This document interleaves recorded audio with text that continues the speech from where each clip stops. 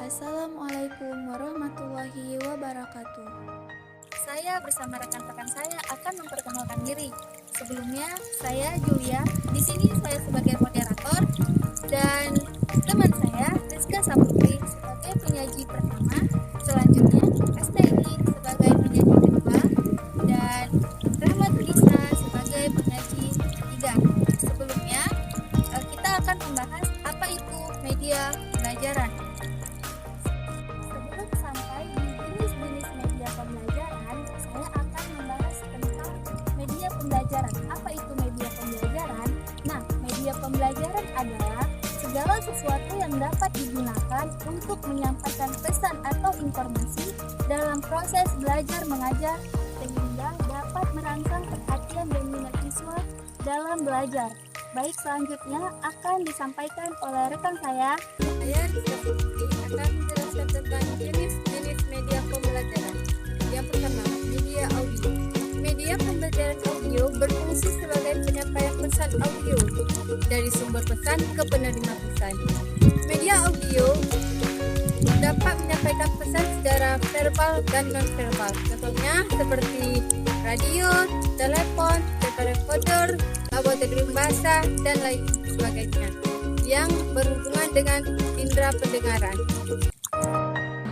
Assalamualaikum warahmatullahi wabarakatuh. Perkenalkan, nama saya Asnaini.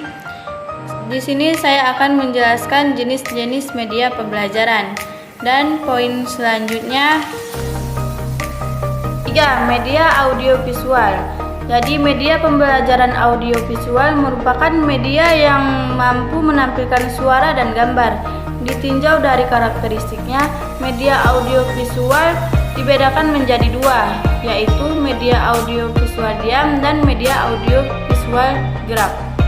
Contoh media audiovisual diam seperti berupa TV diam, film rangkai bersuara, film bersuara, dan buku bersuara. Dan yang ke-B, media audiovisual gerak berupa film TV, film bersuara, gambar bersuara, dan lain-lain.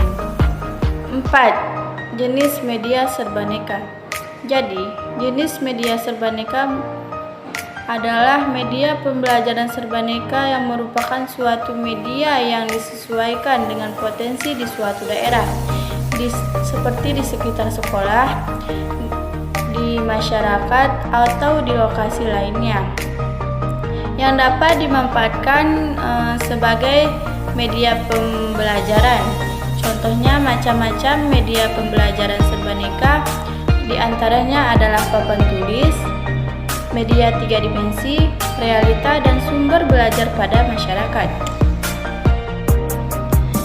Jadi contoh media serbaneka yang A, papan atau board, yang termasuk dalam media ini diantaranya papan tulis, papan buletin, papan flanel, papan magnetik, papan listrik, dan papan paku. Dan yang B, media 3 dimensi diantaranya model, mark-off, dan diorama. C. Realita adalah benda nyata seperti apa adanya atau aslinya. Contoh pemanfaatan realita misalnya guru membawa kelinci, burung, ikan, atau mengajak siswanya langsung ke kebun sekolah atau ke peternakan sekolah. Dan yang keempat, sumber belajar pada masyarakat diantaranya dengan karya wisata dan berkebun. Assalamualaikum warahmatullahi wabarakatuh. Perkenalkan, nama saya Rahmat Nisa. Saya akan menjelaskan tentang poin berikutnya.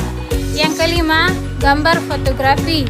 Gambar fotografi dapat diperoleh dari berbagai sumber, misalnya dari surat kabar, kartun, dan ilustrasi.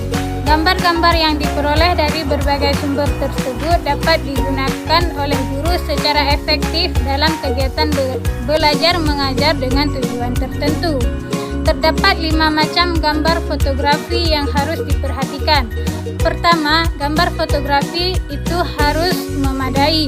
Yang kedua, gambar-gambar harus memenuhi persyaratan artistik yang bermutu. Yang ketiga, gambar fotografi untuk tujuan pembelajaran harus besar dan jelas. Keempat, validitas gambar, yaitu apakah gambar tersebut benar atau salah. Yang kelima, memikat perhatian anak. Hal ini cenderung kepada apa yang diperhatikannya, misalnya binatang, kereta api, kapal terbang, dan lain sebagainya. Yang keenam, peta dan global. Jenis media pembelajaran berikutnya adalah peta dan global. Peta dan global ini berfungsi untuk menyajikan data-data lokasi, seperti keadaan permukaan bumi, daratan, sungai-sungai, gunung-gunung, dan tempat-tempat serta arah dan jarak. Kelebihan lain dari peta dan global dalam kegiatan belajar mengajar adalah: pertama, memungkinkan siswa mengerti posisi dari kesatuan politik dan daerah kepulauan. Kedua, merangsang minat siswa terhadap penduduk dan pengaruh-pengaruh geografis. Ketiga, memungkinkan siswa memperoleh gambaran tentang imigrasi dan distribusi. Terima kasih.